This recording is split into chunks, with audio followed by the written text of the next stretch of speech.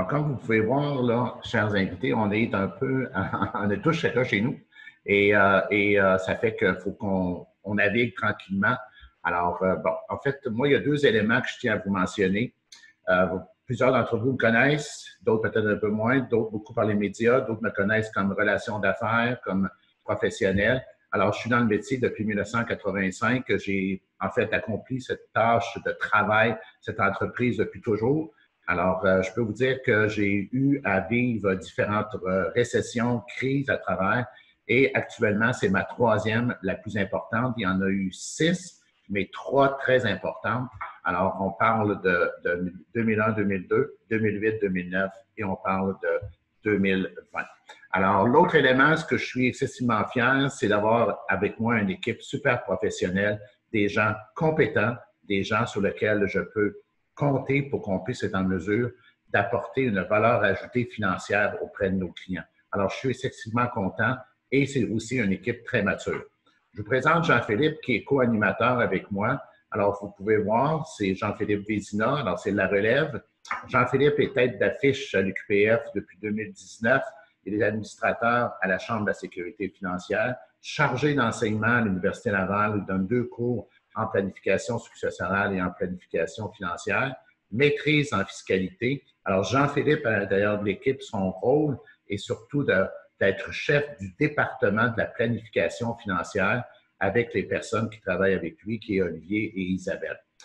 Aussi, Jean-Philippe apporte un élément supplémentaire dans l'équipe, je pense qu'au point de vue de toute la valeur de contact et d'information auprès des clients. Nos 2 invités, alors mentionné comme tantôt, Dr. Jacques Gagnon. Alors, Jacques est professionnel de la santé dans le domaine de dentiste.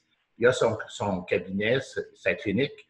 Jacques va vous parler tantôt des défis vraiment qu'il doit mettre en place, qu'il doit réaliser. Et aussi, bien la situation, c'est un entrepreneur, c'est une personne qui a des investissements immobiliers. Alors, il faut être en mesure de nous partager ça tantôt.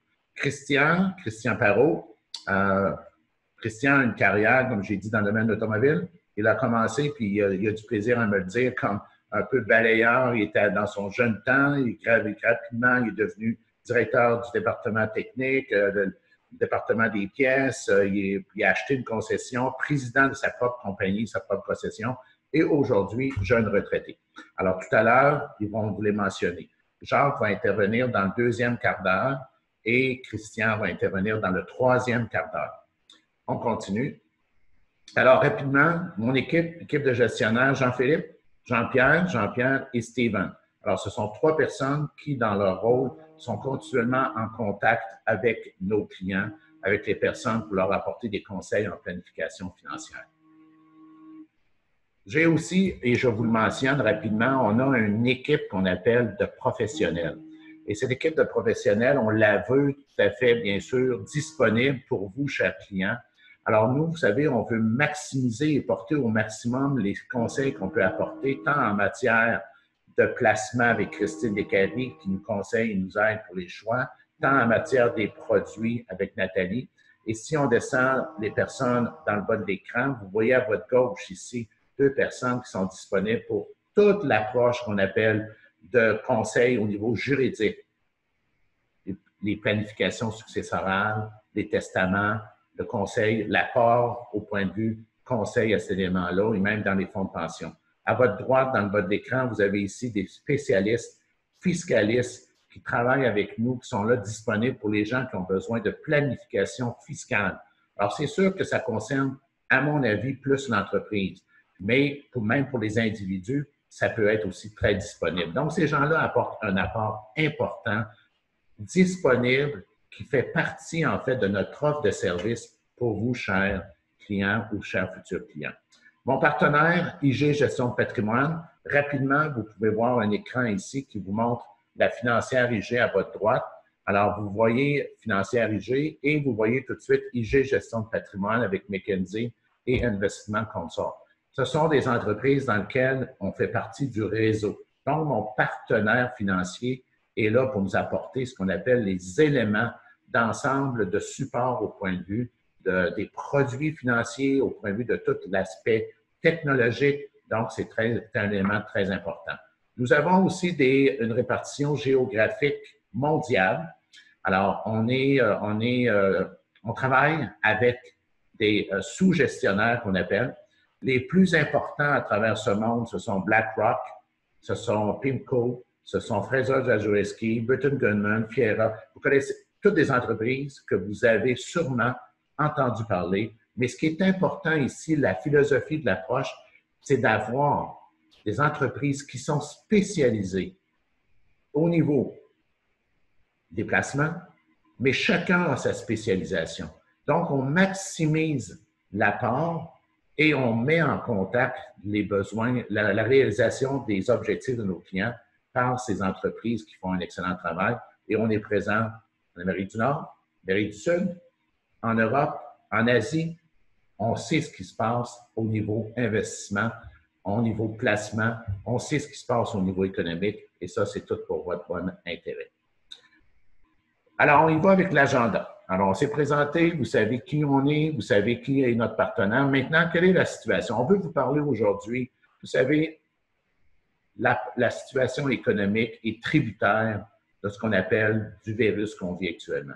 On vit des expériences actuelles que j'ai jamais pensé vivre dans ma vie. J'ai jamais pensé qu'un jour mon bureau serait fermé. Oui, mon bureau est fermé. J'ai plus accès à mon bureau. Les 10 membres de mon équipe sont tous en télétravail. Et c'est une approche vraiment qui est bien différente, tant au point de vue de notre façon de travailler, tant au point de vue du contact avec notre clientèle ou même des personnes qui veulent devenir clients chez nous. Alors, si nous, on vit ça, j'imagine que vous vivez ça. J'imagine que toute l'économie vit la même chose. Maintenant, quelle est la situation? On va vous en parler. On va avoir l'entrevue avec Jean Gagnon. On va parler de stratégie et opportunité. Le volet Jean-Philippe et moi, on va revenir. On va avoir l'entrevue avec M. Christian Parot et on va avoir la période des questions à la fin. Commençons par le bilan économique. On ne peut pas passer à côté de parler de la situation du fameux virus. Quels sont les faits? Alors, les faits négatifs qu'on appelle actuellement, bien, c'est sûr que la situation du COVID-19 effraie les marchés. Puis bien sûr, la croissance économique, il n'y en a pas là. Ça assombrit énormément la croissance économique, il n'y en a pas. Les dommages de l'économie sont énormément importants à court terme. Vraiment, là, l'économie est arrêtée. Et ça, on parle à travers le monde. On commence à réouvrir en Chine, en Europe, et on voit un peu le cycle, comment il s'est passé. Mais l'économie est arrêtée. Une récession est inévitable, on est dedans. On peut vous dire, confirmer que le premier trimestre 2020 est déjà en négatif. On parle de -3, -4, les chiffres officiels, on va les obtenir bientôt. Mais c'est sûr et certain que le deuxième trimestre 2020, avril à juillet, va être négatif beaucoup. Et le taux de chômage est au maximum. Alors, ce n'est pas des bonnes nouvelles pour l'économie. Cependant, c'est qu'on a des faits positifs qu'il faut regarder vraiment dans la situation. Alors, la profonde contraction qu'on vit actuellement vient aller de court terme. C'est ce qu'on pense. On pense qu'on va réouvrir l'économie bientôt. On commence à le faire en Chine. On le commence en Europe. On pense, nous, avoir un plan la semaine prochaine et un peu tous les pays à travers le monde. On voit que la situation des dommages, mais en fait, on dit que, vous savez, l'approche des dommages est surtout due à la pandémie, au virus. Mais qu'est-ce qu'il y a de différent aujourd'hui du passé? Premièrement, il faut retourner en 1920, 1820, pour avoir une situation telle qu'on vit aujourd'hui par rapport à la grippe espagnole. Il faut retourner à ce moment-là. Mais moi, je n'étais pas là. Et je pense qu'il n'y a pas beaucoup de personnes qui étaient là, qui ont eu connaissance de cette crise 18-20. Mais on sait qu'il y a eu d'autres pandémies pendant ce temps-là. On a eu le H1N1, on a eu l'Ebola, on a eu le SRAS, et vous en connaissez sûrement d'autres. Qu'est-ce qu'il y a de différent aujourd'hui pour l'économie par rapport à ces virus? Parce qu'ils ont été habituellement de court passage. C'est le confinement. C'est la quarantaine. C'est qu'on a forcé l'économie à arrêter pour, bien sûr, ralentir cette propagation et faire en sorte que les hôpitaux ne soient pas débordés. En fait, c'est ça. L'autre élément qui est positif, c'est que les décideurs politiques, vraiment, à travers le monde, Hein, les banques centrales canadiennes, européennes, américaines, même aujourd'hui, même ce matin encore, il y a encore des nouvelles du côté de la Chine où ils font des investissements massifs. Alors, ils ont intervenu très rapidement, les banques centrales, les gouvernements. Je ne veux pas passer à travers toutes ces politiques, mais pour venir porter un filet de sécurité monétaire pour l'ensemble de la population des entreprises. Ce n'est pas parfait, mais ils vont bien sûr aider à supporter l'économie. C'est ce qui fait qu'en quelque part, aujourd'hui, on peut penser que cet apport-là a été super important et a été fait d'une façon très rapide. On voit que les pandémies passées ont été vraiment de court terme, mais aussi les dommages à long terme ont été minimes.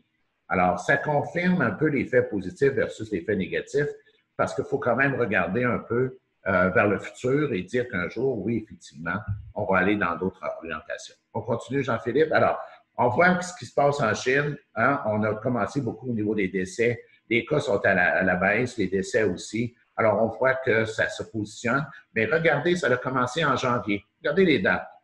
Hein? On est en avril, 2 mois. Février-mars, ça va beaucoup mieux. Nous, on a commencé quand? On va le voir un peu plus tard. Alors, on continue. C'est la même chose du côté de l'Italie. Des bonnes nouvelles.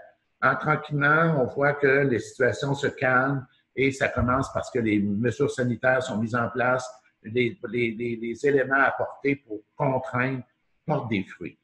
On va voir ici, du côté des États-Unis, ce n'est pas tout à fait le cas. Mais ils ont été pratiquement le pays qui, comme nous, au Canada, un peu en même temps, a été frappé. Alors, on dirait qu'on suit l'horloge. Hein?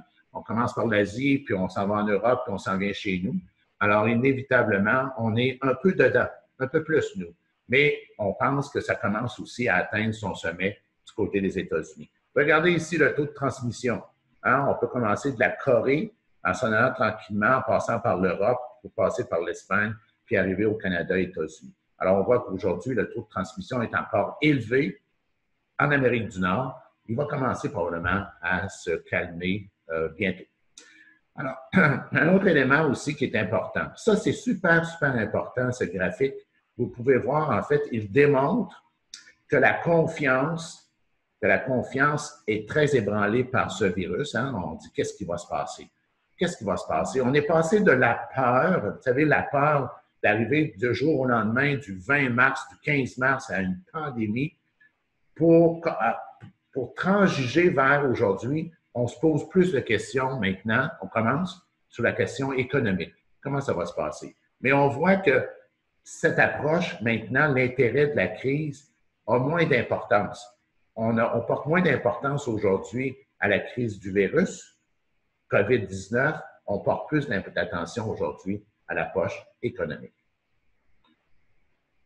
Un point que je veux vous mentionner ici, puis j'attire votre attention sur ce graphique, ces deux graphiques. Regardez, c'est marqué titre à revenu fixe. Qu'est-ce qu'on veut dire? Alors, prenez par exemple les obligations du Trésor américain 10 ans à votre gauche.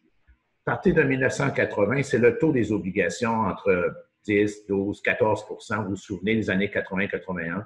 Et depuis ce temps-là, les taux d'intérêt ont fait pratiquement juste descendre jusqu'en 83, 84, remonter un peu. Et vous voyez le graphique qui est continuellement dans une pente descendante. Aujourd'hui, on est à un niveau en bas de 2 % sur les obligations, même on va dire, puis le graphique n'est pas à jour. Je peux vous dire qu'il n'est pas tout à fait à jour parce qu'on est au 31 mars et aujourd'hui, on est en bas de 1 %. Et c'est la même chose du côté des obligations du Canada. Qu'est-ce que ça veut dire pour vous, les taux d'intérêt aussi bas, historiquement bas, depuis 1980? Bien, ça veut dire une chose. Ça veut dire que le coût de l'argent coûte très peu cher. Ça veut dire une autre chose aussi. Ça veut dire que l'inflation est très basse actuellement. Il n'y a pas de consommation. Alors, on n'a pas à vivre des problèmes d'inflation dans lesquels emmènent des mesures financières gouvernementales différentes. On a seulement une chose aujourd'hui, c'est qu'on a un taux d'intérêt très bas qui va aider l'économie à se relever, qui va aider l'économie à aller plus loin, qui va aider aussi les travailleurs, les personnes, les individus, les retraités, les entreprises à avoir accès à du crédit qui fait effectivement permet de souffler, d'aller chercher du crédit supplémentaire et de pouvoir rebâtir la structure financière des entreprises, des individus pour poursuivre cette économie. C'est très bénéfique pour une relance économique. Ça, je peux vous le dire. Il y a, en fait, une loi dans le domaine des taux d'intérêt. Quand nous avons une baisse des taux d'intérêt importante, plus d'un demi d'un %, on a eu 3/4 % très rapidement, puis on a eu 1,5 % de baisse depuis un mois et demi. Habituellement, entre 6 et 8 mois, nous avons un boom économique. C'est des chiffres vérifiables. On poursuit. Ici, ce graphique vous montre la situation des marchés haussiers, marchés baissiers. Marché haussier, marché baissier, à la baisse, il faut que les bourses aient baissé de excusez le terme, aient baissé de moins de 20 %. C'est-à-dire, prenez le graphique, partez de 1957. Vous avez ici, en dedans de 3 mois, c'est-à-dire une baisse de 20, moins 20. Toutes les baisses sont supérieures à moins 20. Vous allez en 1973, une baisse de moins 48, important. Vous allez en 2001-2002, une baisse de moins 49. Mais ça a duré 2 ans et demi, la crise de 2001-2002. Vous avez 2008-2009, une baisse de 56 %. Ça a duré 1,4. Bon, là, aujourd'hui, on est en 2020. On commence, on a une baisse de moins 34. On est à 1 mois et demi. C'est très rapide, hein? Je regarde dans tous les graphiques, là, on n'a pas une baisse aussi rapide à un pourcentage aussi élevé. Bon, bien, on sait que ça va se poursuivre, là. On ne verra pas rapidement la croissance des placements du jour au lendemain. Mais ce qui est important de regarder sur le graphique, c'est là aussi les périodes de croissance. Alors, chaque période de croissance est plus importante que les périodes de baisse et plus longue. Alors, vous voyez, la plus longue est en 1987 jusqu'à 2000. Vous avez, en 12 ans, 582 % de croissance sur l'indice mondial. Hey, c'est quelque chose. Vous avez aussi, durant la période 2009 à 2019, vous avez 400 % en 10 ans pour les 9. Moi, ce que j'aime de ce graphique, ça nous donne la tendance. Ça nous donne une tendance. Le seul point qu'on ne sait pas encore, ici en 2020, on débute. Est-ce qu'on va avoir une remontée, ce qu'on appelle une reprise en V? Ça veut dire qu'on a descendu très rapidement et on va remonter très rapidement. Elle est encore à vérifier, mais je peux vous dire qu'aujourd'hui, c'est à peu près ce qui se passe. Mais est-ce qu'elle est soutenable? Ça, on ne le sait pas. Jean-Philippe revient un petit peu. Est-ce qu'elle est soutenable? Ça, je ne le sais pas. Non. Alors, mais ce qui est important, c'est de vous donner la tendance de savoir ce qui se passe. Et après le mauvais temps, c'est le beau temps, c'est la croissance. On va en avoir une. On y va. Une chose aussi importante à vérifier. J'ai aimé mettre ce graphique parce que ça vous permet de voir la situation vraiment tangible en fonction des placements. Hein? Vous avez différents endroits. À votre gauche, le Standard & Poor's américain. Vous avez les petites compagnies américaines, les moyennes et les petites compagnies. Après ça, on arrive au Canada. Standard & Poor's, TSX, c'est Canada. Vous avez les grandes compagnies canadiennes, les petites compagnies canadiennes. Vous avez l'indice mondial. Vous avez l'indice européen. Vous avez l'indice des pays émergents. Puis après, on est dans les placements à revenus fixes qu'on appelle les obligations, les bons du trésor, les obligations à revenus élevés, etc. Et vous avez des périodes, 1 an, 5 ans, 10 ans. Il y a 1 an, au 31 mars 2020, il y a 1 an, le graphique jaune-orange. 5 ans, le graphique jaune et 10 ans, le graphique vert. Vous placiez 10 000 $. Est-ce qu'aux États-Unis, aujourd'hui, du 1er avril 2019 au 31 mars 2020, votre 10 000, il valait 9 796. Mais je regarde tous les placements d'1 an, peu importe où qu'on est. Le Canada a une situation encore pire, à 8 500, 8 800. On regarde les petites compagnies canadiennes, 6 400. Mondial, 9 600. Il faut aller aux obligations. Votre 10 000 vaut 10 446. Vos investissements dans les bons du Trésor, etc., vaut 11 400 $, etc. Alors, c'est seulement la portion des revenus fixes, des obligations de grande qualité qui vous ont donné un bon rendement sur 1 an. Est-ce qu'on a une vision d'1 an? Si vous gérez de l'argent pour 1 an, ça en prend, ça prend de la liquidité, on en a besoin, c'est les endroits à gérer. Les placements, ce sont les produits qui vont faire le travail. Mais si on planifie une accumulation de richesses, Si on cherche une accumulation de patrimoine, on veut préparer notre retraite, regardons les graphiques de 5 ans, 10 ans.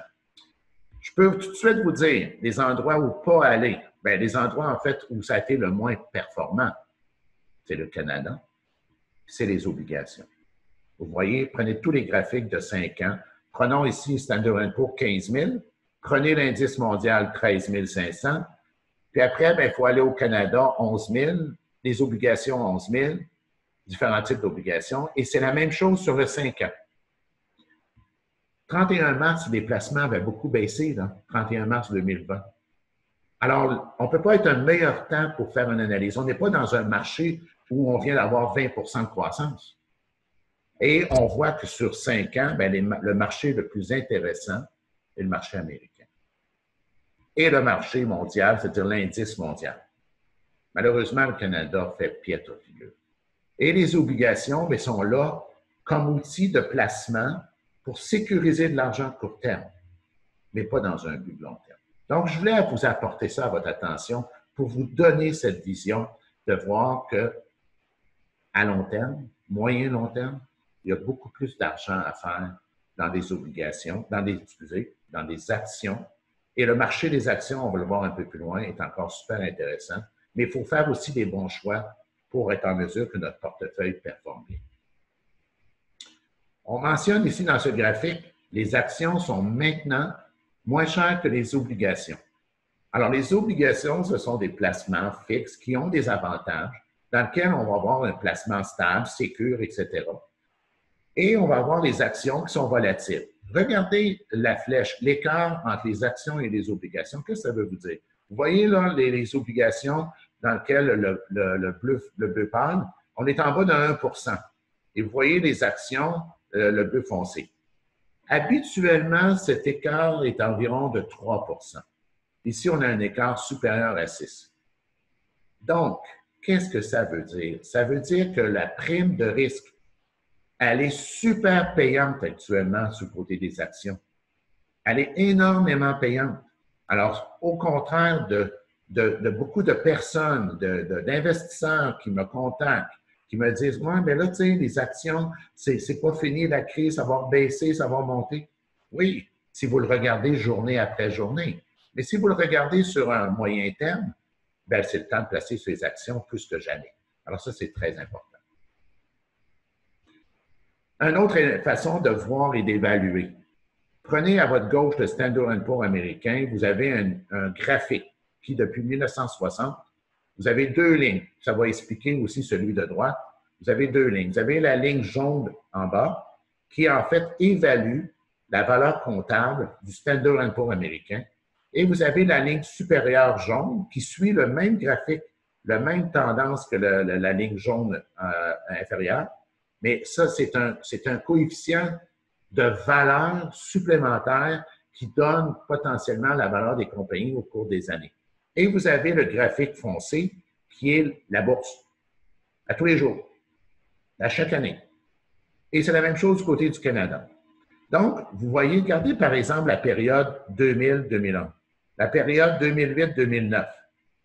Vous voyez ici le graphique, là, on a atteint un sommet et on est descendu en dessous pour remonter. Aujourd'hui, on est comme un petit peu supérieur, mais là, le graphique est au 31 mars. Donc, il devrait peut-être être un petit peu encore en bas. Mais on est sensiblement, la même chose au Canada, on est vraiment très bas au Canada. Si vous regardez l'histoire, ce graphique n'a jamais dépassé trop à la hausse, parce qu'à un moment donné, il faut qu'il y ait une correction, ou trop à la baisse, et on sait que ça va repartir parce qu'on est en dessous des valeurs comptables des compagnies. Aujourd'hui, si vous avez des choix à faire, le risque, ce que je veux vous dire, est très faible et les opportunités sont énormes. J'aime bien vous présenter ce graphique parce qu'il vous permet d'avoir une vision rapide, mais il faut le comprendre. Alors, ce graphique, vous voyez la ligne orange, dans laquelle vous avez un graphique qui, 1 an plus tôt que le 31 mars, et 1 an plus tard, dans le standard de ce qui s'est passé dans les périodes de baisse importante. Vous avez la ligne bleue qui trace en fait une moyenne de l'ensemble d'analyses de toutes ces crises Et vous avez le graphique bleu pâle qui donne ce qu'on appelle des statistiques qui va chercher le percentile de chaque crise pour être en mesure de comprendre vers la tendance vers où on s'en va. La moyenne, vous voyez la baisse actuelle et vous voyez la ligne orange, on a descendu dans la moyenne. On le sait que la moyenne des baisses était aux alentours de moins 35. On a atteint moins 35. Mais vous voyez la hausse, on est beaucoup au-dessus de la moyenne. Et on est au-dessus aussi de la tendance percentile du passé. Alors, on appelle ça une reprise en V. Si ça continue, ça va se réaliser. Mais la question aujourd'hui, est-ce qu'elle est soutenable?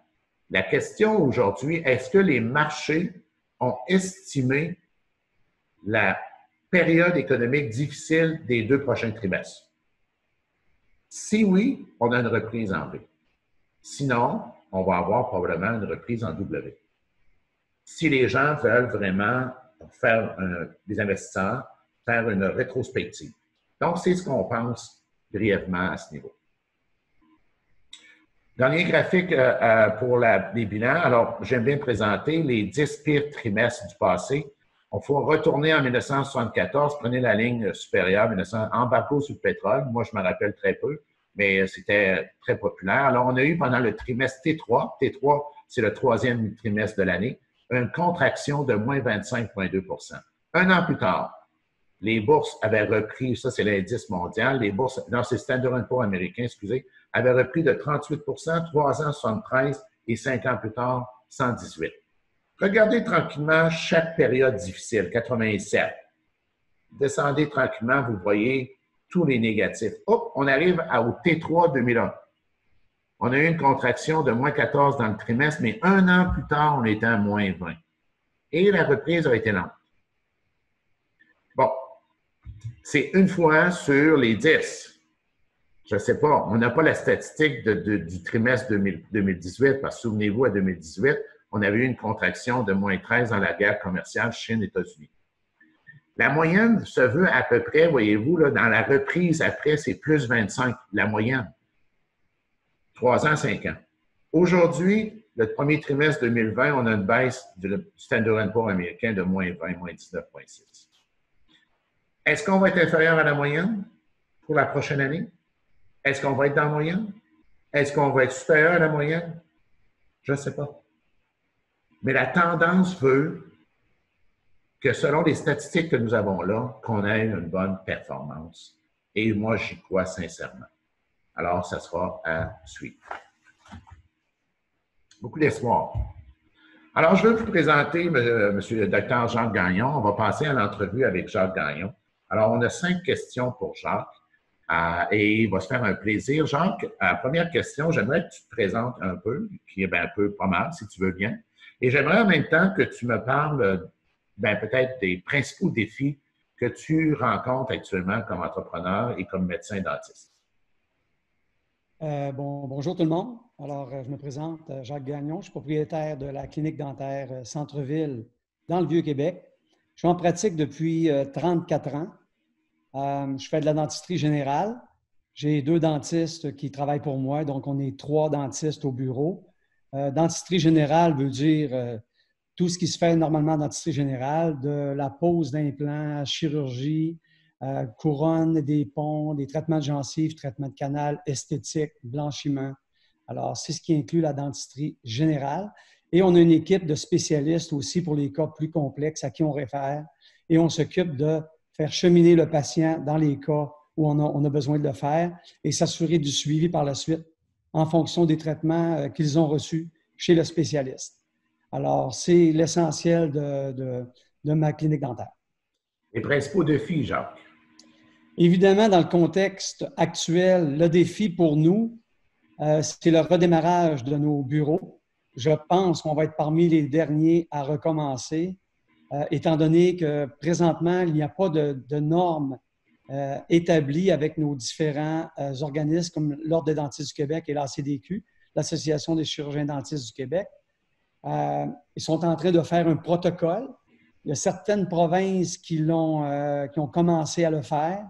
Ils sont en train au Québec de le faire, mais vu que ça change encore beaucoup, alors il n'y a pas encore de protocole précis. La seule chose qui est permis de faire, c'est d'aller traiter des gens en urgence. Urgence veut dire des douleurs extrêmes, des douleurs de plus de 8 sur 10, des cas où ils ont eu des antibiotiques et ça ne fonctionne pas. Donc, c'est tout ça avec un protocole évidemment très, très, très, très strict. Donc, il n'y a pas de dentisterie générale qui se fait dans les cabinets actuellement. OK. OK. Peux-tu me parler un petit peu, peux-tu me parler de l'approche? Tu sais, tu es un homme d'affaires, tu sais, ton commerce est fermé. Je suis sûr que tu continues à payer ton loyer. Je sais que tu as aussi des investissements immobiliers. Peux-tu me parler de tes défis financiers? Bien, évidemment, pour ce qui est du dentaire, on sait que parmi les cabinets professionnels, opérer un cabinet de dentiste génère énormément de frais d'opération. En général, va de 65 à 75 de frais d'opération. Donc, si vous faites un petit calcul, à partir du moment où il rentre zéro, il y a quand même des frais fixes à payer. Le loyer, pour ce qui est de mon cas, le loyer, j'ai dû le payer pareil. On paye des frais minimum, des fois avancer un peu d'argent des employés qui sont dans le besoin. Tout ça nécessite, ceux qui ont de l'équipement à payer, c'est quand même des gros montants. Là, l'équipement est très, très cher. Alors, quand tu n'as pas de dette, d'hypothèque ou des paiements spécifiques pour l'équipement de haute technologie, ça va. Mais quand tu as ça, où tu viens de démarrer, j'ai l'impression qu'il y en a qui vont trouver ça très difficile. Plus lourd. Est-ce que tu entrevois que l'aspect financier va s'améliorer et pendant combien de temps à peu près? Moi, je dirais qu'à court terme, d'abord, ce qu'il faut, c'est des mécanismes pour sécuriser notre staff, nous-mêmes et la clientèle, évidemment.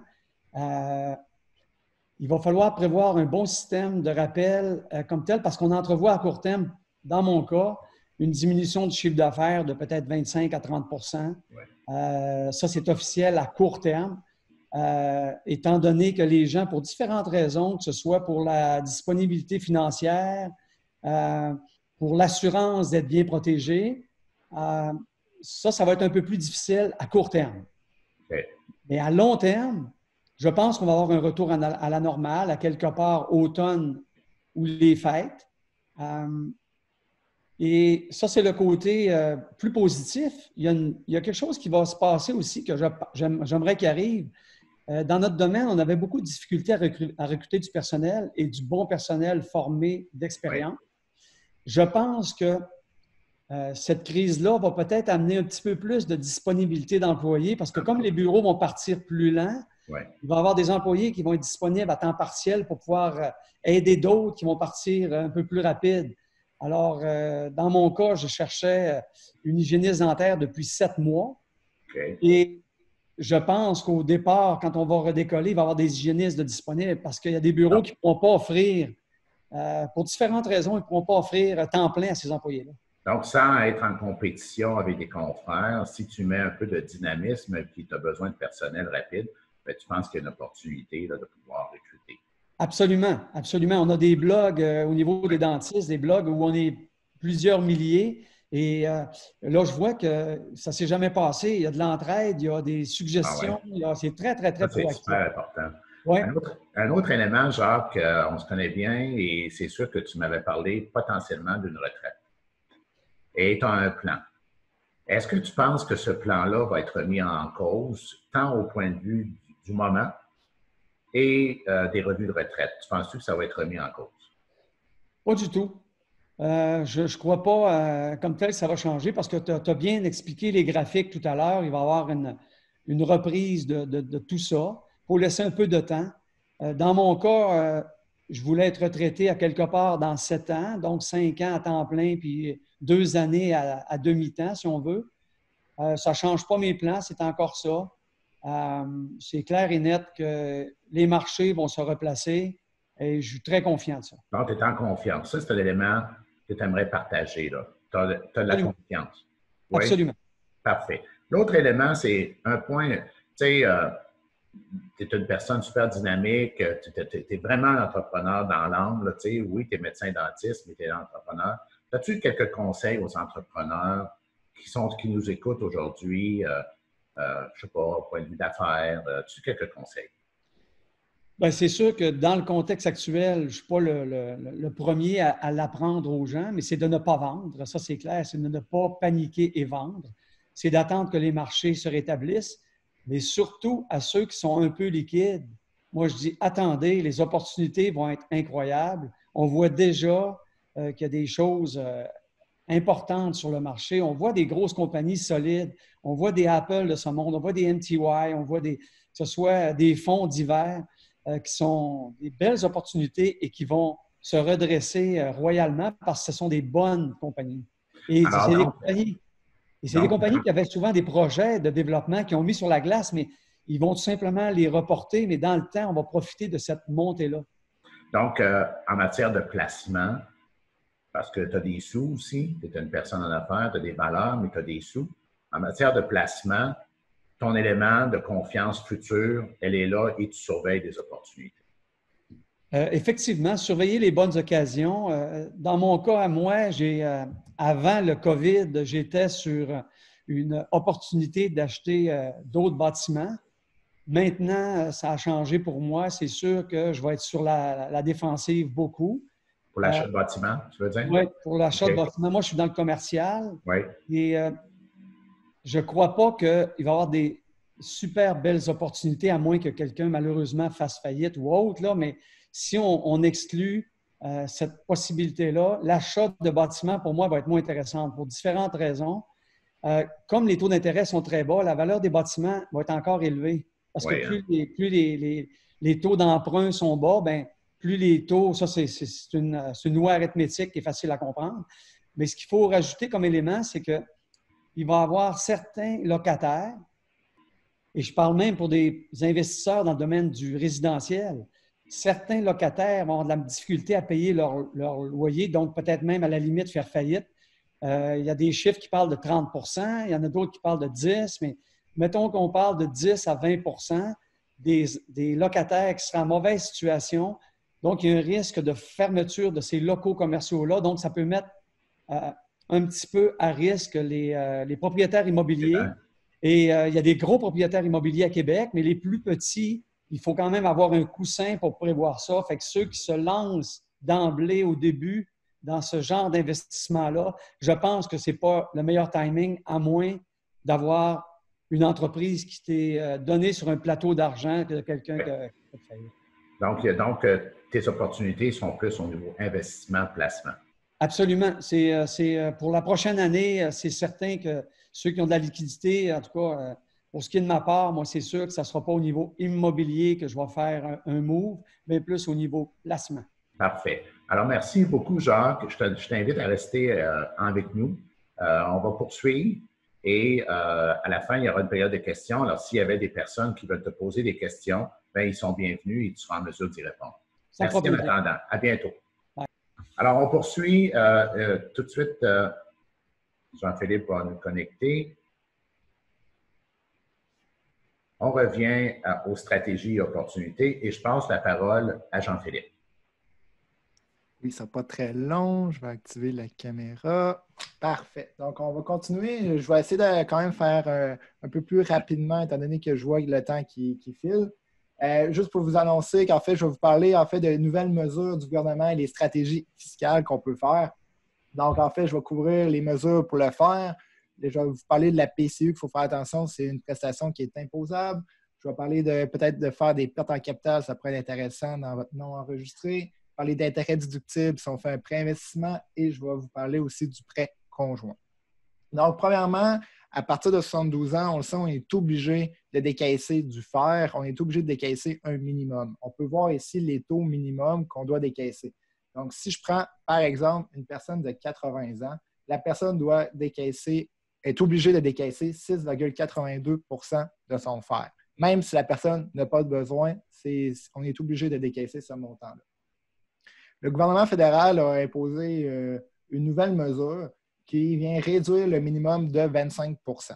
Donc, ma personne de 80 ans, au lieu de retirer 6,82 %, elle est obligée de retirer 5,12 %. Donc, ça, on peut voir que le minimum a diminué. Ici, l'avantage, c'est que justement, si la personne n'a pas besoin de son minimum, bien, c'est sûr qu'il faut qu'on conseille fortement qu'elle appelle son institution financière pour venir réduire son minimum. Ce n'est pas automatique. Donc, il faut appeler notre institution financière pour le demander, pour faire le changement, parce que sinon, il va rester à 6,82 pour la personne de 80 ans. Aussi, une autre stratégie qui pourrait être intéressante, c'est on le sait avec la baisse des marchés qui a lieu, ce n'est pas intéressant de décaisser à tous les mois présentement dans notre fer parce que justement, avec la baisse des marchés, on assume nos pertes. Donc ici, si vous avez un fonds d'urgence, la liquidité supplémentaire ou une marge hypothécaire, ce serait peut-être intéressant d'attendre à la fin de l'année avant de retirer votre minimum, étant donné que le minimum doit être sorti d'ici le 31 décembre. Donc peut-être d'attendre à la fin de l'année, ça pourrait être une meilleure stratégie. Aussi, pour ce qui est de la prestation canadienne d'urgence, il faut faire attention, c'est un montant qui est imposable. Donc, puis en plus, ici, il n'y a aucune retenue d'impôt. Donc, par exemple, quelqu'un qui a un taux marginal d'impôt de 37 %, donc à chaque dernier dollar gagné, la personne paie du 37 % d'impôt. Eh bien, si on reçoit la PCU, eh bien, le montant d'impôt va être de 37 %. Donc, c'est sûr que nous, on conseille de faire un placement temporaire à hauteur de 37 % du 2 000 $ par mois pour justement venir payer l'impôt l'année prochaine pour l'année de 2020 pour pas qu'il y ait une mauvaise surprise. Donc, faites attention, c'est un montant qui est imposable. Petite note, Jean-Philippe, si vous permettez. Oui. Je crois qu'ici, là, c'est un élément important qu'on peut avoir de mauvaises surprises. L'idéal, c'est de le faire calculer. Les recommandations de Jean-Philippe sont super importantes, mais peut-être qu'un calcul de vos revenus, première partie de l'année, la prestation d'urgence durant la période où vous l'avez, retour au travail, ça sera quoi vraiment le pourcentage d'impôt? L'idéal, c'est de le faire calculer. Exactement. Ensuite, si on continue les stratégies, bien, il y a aussi à propos des pertes en capital. Ici, si vous avez réalisé des gains en capitaux importants dans les 3 dernières années ou si vous prévoyez en faire dans les années qui suivent, ça pourrait être intéressant de profiter de la baisse des marchés pour faire une perte en capital sur papier dans votre compte non enregistré. Ici, en fait, avec votre perte en capital, vous allez pouvoir justement venir éponger votre gain en capital, donc en bout de ligne, ne pas avoir d'impôt ou réduire votre impôt. Ici, juste faire attention, si disons qu'on a des placements qui sont volatiles, on a une baisse des marchés dans notre compte non enregistré, on prend la perte en capital, bien ici, on ne vous dit pas de sortir du marché, là, loin de là. On vous dit de rester sur le marché, mais de vendre les placements pour prendre votre perte en capital et réinvestir par la suite l'argent. Ici, par contre, il faut juste faire attention. Il y a une règle fiscale qui peut vous faire mal, c'est si vous réinvestissez dans le même bien, soit dans la même action ou dans le même fonds commun de placement, ça va être une perte en capital apparente, ce qui veut dire que ça ne fonctionnera pas. Donc, juste vous dire ici de faire extrêmement attention. Si vous voulez vendre pour prendre votre perte en capital, investir dans un autre fonds commun, ça pourrait être justement une belle opportunité de voir dans quel secteur on est peut-être mieux d'investir. Pour ce qui est du pré-investissement, beaucoup de gens présentement prévoient faire un pré-investissement pour investir. C'est sûr qu'il faut que votre profil investisseur fonctionne avec le fait de prendre un pré-investissement. Donc, c'est sûr que c'est peut-être quelqu'un plus qui est dynamique. Juste vous dire ici que fiscalement parlant, l'avantage, c'est quoi? C'est que si vous empruntez pour investir dans votre compte non enregistré, au fait, un compte non enregistré, c'est tout ce qui n'est pas dans le REER ou dans le CELI. Eh bien, ici, les intérêts de votre prêt vont être déductibles d'impôts. Donc, c'est sûr que c'est intéressant. On va venir réduire votre fiscalité. Juste vous dire qu'après, dépendant des institutions financières, le taux actuel, ça tourne autour de 0,1 plus 1,5. Donc, c'est sûr que ça peut être intéressant et une belle stratégie. Ma dernière stratégie aujourd'hui, avant de laisser la parole à Jean-Maurice, c'est juste pour vous parler un peu du prêt au conjoint. Beaucoup de gens ont une stratégie de dire, par exemple, ici, on a une personne, une madame qui reçoit 500 000 $, soit qu'elle a vendu son entreprise, soit qu'elle a reçu un héritage. Et ici, la personne va placer, donc disons qu'elle fait du rendement de 5 %, eh bien, son rendement à chaque année va être imposable dans sa déclaration. Qu'est-ce qu'on peut faire? C'est on pourrait dire, crime, je vais donner la moitié à mon conjoint. Mais ici, fiscalement parlant, on ne peut pas. On ne peut pas donner de l'argent à notre conjoint pour que lui place l'argent et que lui s'impose dessus. Ça ne fonctionne pas fiscalement parlant. Il y a des règles là-dessus. Donc ici, pour éviter ces règles-là, le seul moyen, c'est de faire un prêt au conjoint. Donc, je vous explique. Ici, disons, ma madame donne la moitié du 500 000, donc elle prête 250 000 $ à son conjoint en échange du taux prescrit. Présentement, le taux prescrit est de 2 %. Donc ici, chacun va placer 250 000 $. Ils vont faire chacun, disons, dans l'exemple du rendement de 5 %. eh bien, ça va être imposable dans 2 déclarations. Donc, on vient de faire du fractionnement de revenus. Donc, ici, on va payer beaucoup moins d'impôts. Par contre, ici, comme j'ai dit, vu que c'est un prêt, c'est super important que monsieur paie à chaque année le 2 % d'intérêt du taux prescrit. Pour monsieur, ça va être une déductible d'impôt, le 2 %. Donc, pour ça, c'est quand même intéressant. Ici, pourquoi je vous en parle aujourd'hui, c'est en fait, ça pourrait être intéressant de penser à peut-être le faire après le 1er juillet, étant donné qu'il va y avoir une réévaluation du taux prescrit. Et justement, avec les baisses de taux qu'on a vues, eh bien, il y a beaucoup de rumeurs. Ici, il n'y a rien d'officiel encore, c'est bien des rumeurs qui disent que ça pourrait être autour de 1 %. Donc, ça pourrait être intéressant d'attendre après le 1er juin pour faire un prêt au conjoint à 1 % pour placer, pour justement aller chercher du rendement. Donc, c'est un petit peu ça ma capsule aujourd'hui de fiscalité. Donc, un gros merci à Jean-Philippe. Et les apports d'informations que tu nous amènes sont, je pense, très privilégiés et vont sûrement permettre à des personnes qui nous écoutent, des investisseurs qui nous écoutent, de pouvoir trouver les bonnes choses pour eux. Alors, allons-y maintenant avec les opportunités, stratégies, opportunités en placement. J'en ai quelques-unes, moi aussi, à vous parler. Alors, j'aime bien vous présenter ce qu'on appelle le cycle émotionnel. Alors, le cycle émotionnel nous guide vers la tendance des choses qu'on devrait faire. Pensons à travers cette courbe. Alors, vous pouvez voir à la gauche, on va voir une ligne, ce qu'on appelle la ligne horizontale, qui fait la séparation entre le côté optimiste et le côté négatif. Alors, prenons dans la courbe, on est sur les marchés financiers, on a l'économie, ça va bien, on voit qu'il y a de l'enthousiasme, de l'excitation, on atteint des sommets, tout le monde en parle, tout le monde dit « mais moi, j'aimerais ça investir, ah oui, tel titre, c'est bon, tel placement, tel fonds commun, etc. » Et on voit qu'en principe, les épargnants vont acheter entre l'excitation et l'euphorie. Mais on voit que le risque financier est à son maximum. Pourquoi? Parce qu'on paye un prix cher. On vit une situation, après un cycle d'euphorie, souvent arrive ce qu'on appelle un ralentissement économique pour arriver à une récession. On l'a vu dans le passé. S'il y a une chose qui est sûre dans notre économie, c'est qu'on aura des croissances, puis on aura des périodes de récession. Ça, c'est en tout cas, le passé, depuis les années 1700, nous le démontre. La question, c'est les délais, c'est le temps que ça prend. Des fois, c'est très long, les cycles, des fois, c'est très court. Et on rentre dans une période un peu critique. On vit une situation de panique, de peur. On capitule, on se décourage. Puis là, on dit non, moi je suis plus capable. Je suis pas capable de voir la baisse comme ça, je vais vendre. Alors, on dit assez souvent, les épargnants, ils vendent leur placement à ce moment-là. On sait que c'est l'occasion le plus important. Le prix d'achat est le plus bas.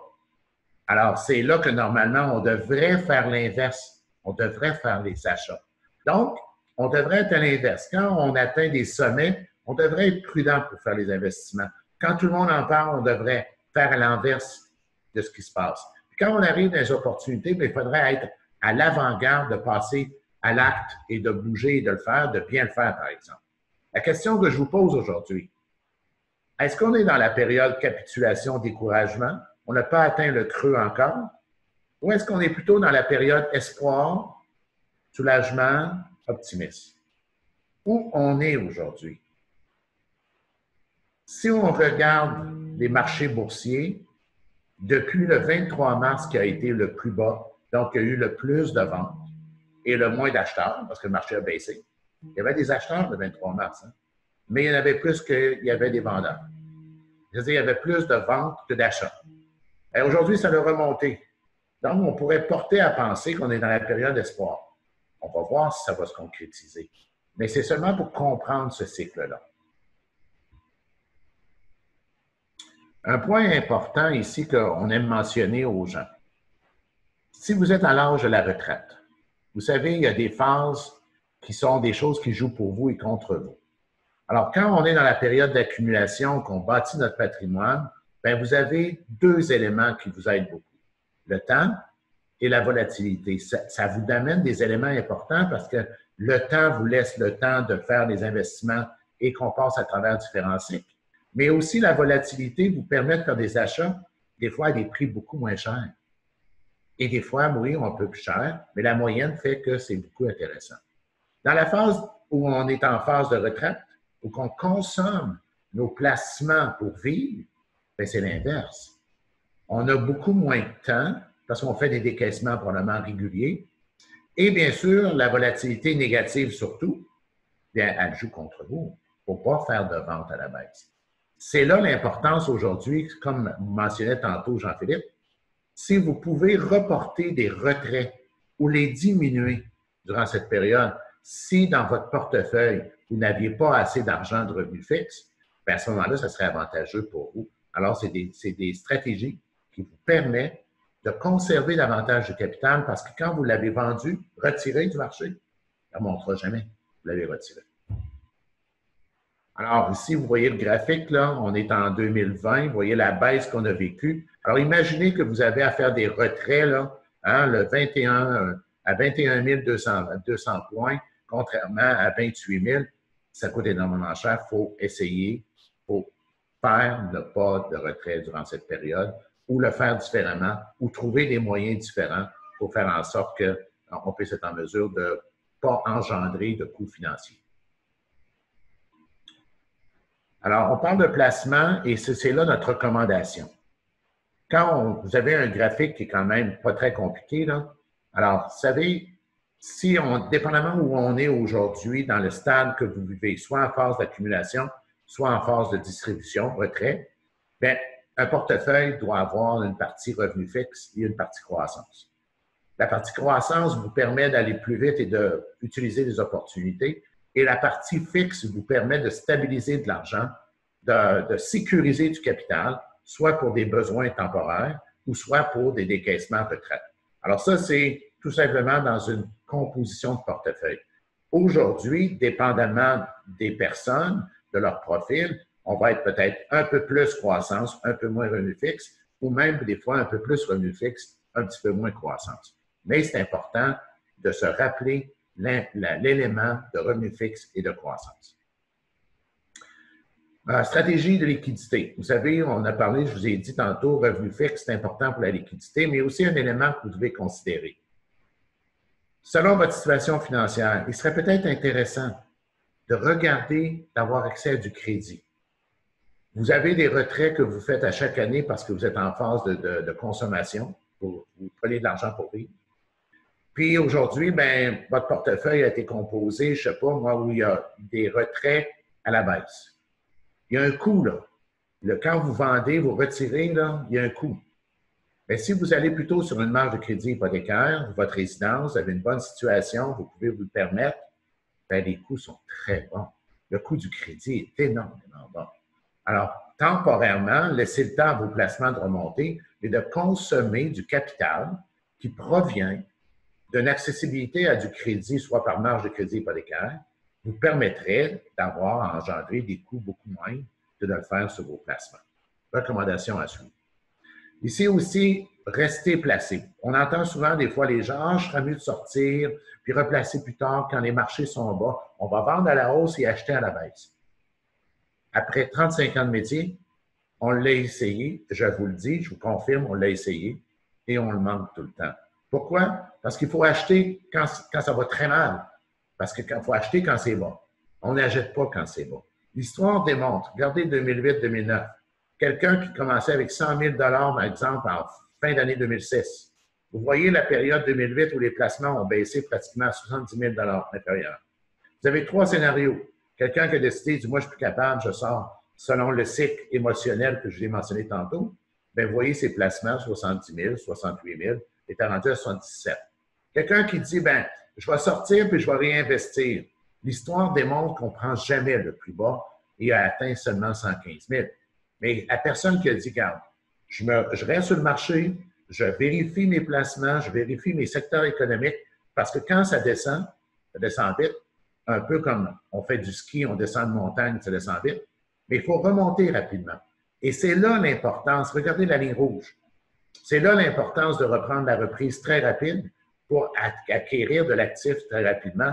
Mais ici, tout se passe, est-ce que vous êtes dans les bons secteurs économiques? Et c'est là qui est l'enjeu, c'est là que vous devez vérifier actuellement. L'histoire graphique des indices boursiers, voir qu'est-ce qui s'est passé avec le temps.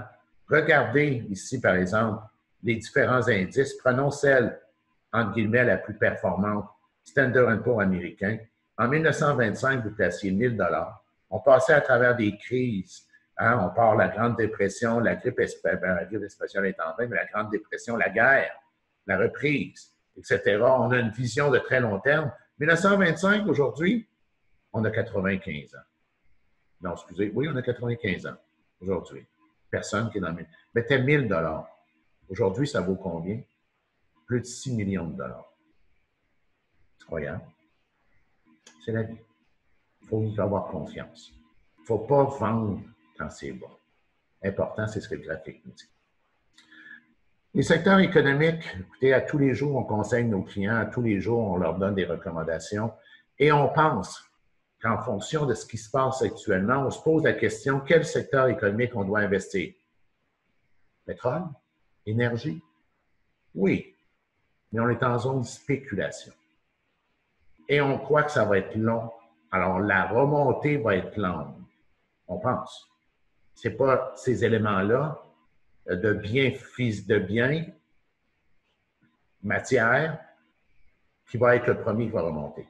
On pense plutôt à la technologie. Regardez aujourd'hui qu'est-ce qu'on fait. On vous rejoint par webinaire. Il n'y a pas moins de 6 semaines, on vous aurait invité à passer à notre bureau. On aurait fait une conférence. Puis, physiquement, on l'a fait moins. Aujourd'hui, on peut le faire tout à distance. La technologie. Regardez comment se comporte aujourd'hui le titre comme Amazon. La distribution, les achats en ligne.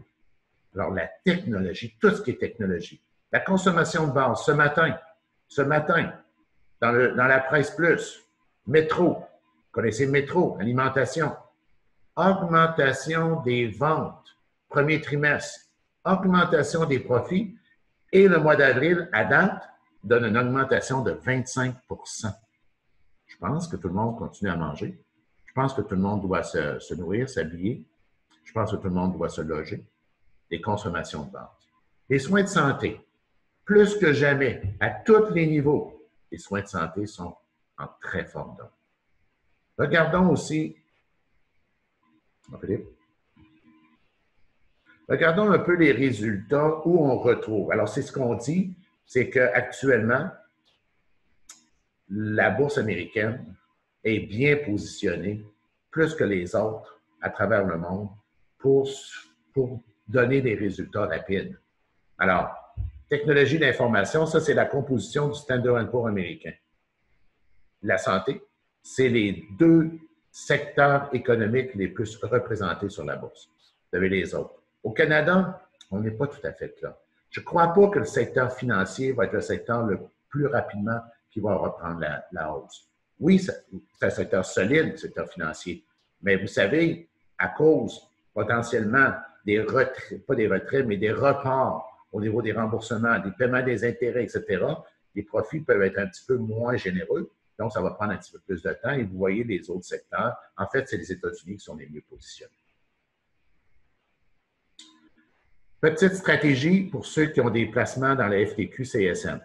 Alors, vous connaissez la stratégie d'investissement, vous connaissez la stratégie de réévaluation de la valeur des placements FTQ-CSM 2 fois par année.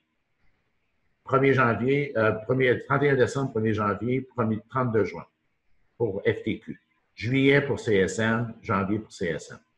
Aujourd'hui, ces prix-là n'ont pas changé. On est sur un achat historique. On est sur une vente historique. Alors, si vous avez à acheter, vous payez le prix de janvier. Il va être réévalué 32 jours. Est-ce que vous pensez qu'il va être à la hausse ou à la baisse? Les achats, ce n'est pas une bonne nouvelle. La même chose pour CSM. Mais si vous pouvez faire des retraits, les retirer, parce que vous soyez à la retraite, il y a des règles à respecter, il faut vérifier les règles, on est là pour vous aider. Aujourd'hui, vous pouvez retirer à un prix historique au mois de janvier, à la hausse, sans être évalué.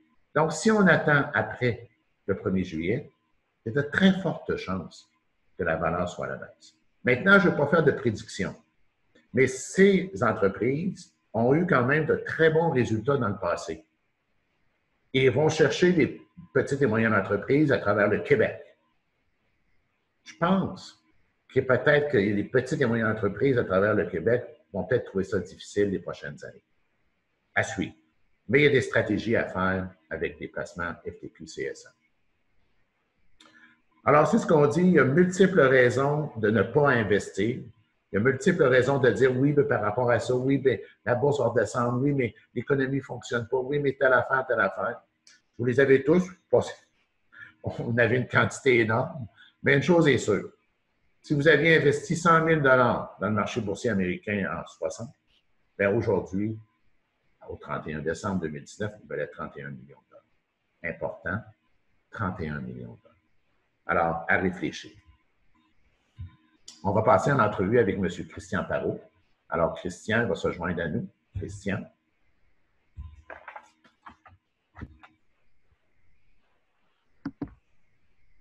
Bonjour, Christian.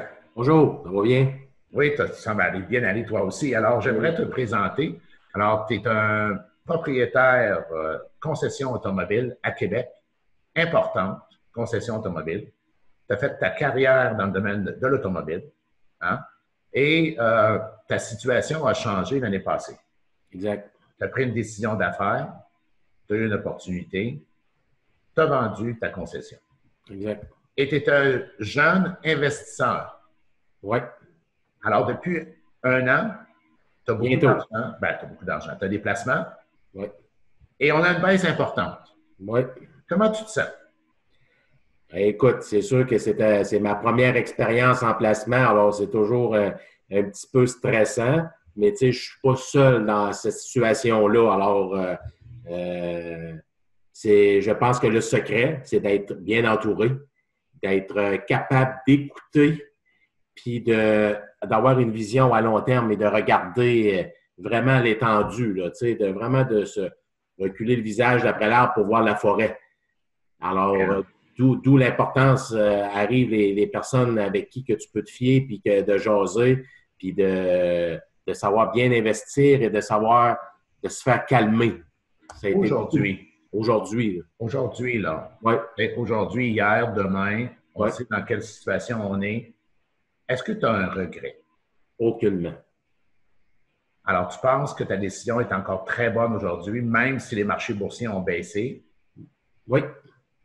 Tu penses que tu es dans une bonne situation? Oui, parce que mon portefeuille est bien ventilé. OK. Alors, on va dire aujourd'hui, je sais que tu es toujours à l'affût d'opportunités. Oui. Donc, peut-être que tu es un jeune retraité. Oui. On m'a dit que tu as pris une pause. Oui, j'ai pris une pause pour prendre soin de ma santé, puis de me remettre en bonne shape, puis prendre du temps avec ma famille que depuis les 30 dernières années, je les ai donné du temps, mais pas à mon goût. Pas à ton goût, hein, c'est ça. Puis là, j'ai pu prendre du temps avec ma famille, puis là, depuis, je vous dirais, un mois avant le début de la crise, j'avais déjà commencé à passer des entrevues et à regarder les opportunités qui se présentaient. Mais là, tout a tombé sur la glace. Alors, En réflexion aujourd'hui, si on prend une minute pour y penser. oui, Donc, ta situation change. Les apports de revenus provenaient de ta concession automobile. exact. Ton enrichissement provenait de la concession automobile. Oui, c'était un travail Mais de nuit. aujourd'hui, ton enrichissement va provenir de tes placements et ton style de vie va provenir des placements si tu ne fais pas d'autres opportunités d'affaires. Exact. Comment tu te sens pour le futur dans cette situation? Écoutez, je pense que je vous dirais que la première chute là, m'a shaké beaucoup. Et j'ai appelé mon conseiller, puis même qu'est-ce que j'ai apprécié, ils m'ont appelé avant que je les appelle. Ah, c'est un bon point. Ils m'ont appelé puis pour me rassurer, puis si tout allait bien, puis se calmer. Alors, ça m'a fait du bien. Puis après ça, j'ai regardé ça plus positivement à long terme. Alors, c'est ainsi, je gère ma vie un peu comme si c'était mon entreprise. Okay. C'est pas le temps de dépenser, c'est pas le temps de faire des folies. Il faut rester aux aguets et regarder s'il y a des opportunités qui se présentent. Et on fait comme tout le monde, on prend le temps. Il ne faut pas se presser. Alors, c'est sur les dépenses. Mais je m'étais gardé un peu d'argent de côté, alors que je ne suis pas obligé de toucher à mes placements. Je ne suis pas obligé de toucher à rien. Et on y va comme ça, on étire. Donc, si je comprends bien, tu as été prudent dans tes choix d'investissement. dans lequel tu t'es conservé de la liquidité. Oui, exact. Tu as fait des placements à revenus fixes et des placements de croissance. Exact. Donc, c'est ce que tu disais tantôt. Tu as été bien ventilé. Oui, monsieur. Alors, on va appeler ça une bonne répartition d'actifs. Exact. Parfait. L'autre élément, c'est toi, comme ancien entrepreneur, qui a été dans des domaines très, très, très compétitifs. On le sait, c'est quoi le domaine de l'automobile. T'aurais-tu des conseils pour des gens d'affaires actuellement qui pourraient soit les aider ou même des personnes qui pensent vendre ou je ne sais pas quoi? C'est sûr qu'en ce moment, c'est pas, comme M. Gagnon disait tout à l'heure, c'est pas des bonnes opportunités en ce moment pour vendre une entreprise, là, car ils sont là en ce moment, ils ont pris une drop épouvantable au niveau rentabilité, puis profit et vente. Alors, il va falloir qu'ils prennent le temps de remonter la situation pour aller pour se refaire et aller rechercher toutes les pertes qui peuvent peut-être prendre dans certains domaines un certain temps. Si aussi des personnes sont bien nantis et qui ne sont pas trop hypothéqués, là, c'est beaucoup le gros. C'est le gros nerf de la guerre en ce moment. Hein? Alors, autrement dit, ça te prend un bon banquier. Ça te prend un bon banquier, ça te prend un bon conseiller, ça te prend un fiscaliste, un avocat, pour être bien entouré, pour avoir un peu des visions de chacun. Là, chacun, je pense qu'il faut que tu sois bien entouré parce qu'une personne toute seule ne peut pas avoir toute cette expertise-là. Parce que j'étais bon dans l'automobile, je n'étais pas un fiscaliste, je n'étais pas un comptable, je n'étais pas un conseiller financier. Là, alors, l'apport de professionnels est super important et plus que jamais. Plus que jamais en ce moment. Là. Donc, en fait, c'est ton message. C'est mon message, puis il ne faut pas se décourager. Je pense que les beaux jours s'en viennent. Ça a été une correction très rapide, mais je pense qu'on va avoir un redécollage assez rapide, mais que ça reparte. Là. Alors, merci beaucoup. Merci du partage. Et la même chose, on t'invite à rester avec nous. Si les gens peuvent te poser des questions, nous allons bientôt avoir une période de questions. Alors, on t'invite à rester avec nous s'il y a lieu. Merci beaucoup, Christian, et on se revoit. Merci beaucoup, ça va faire plaisir. Plaisir.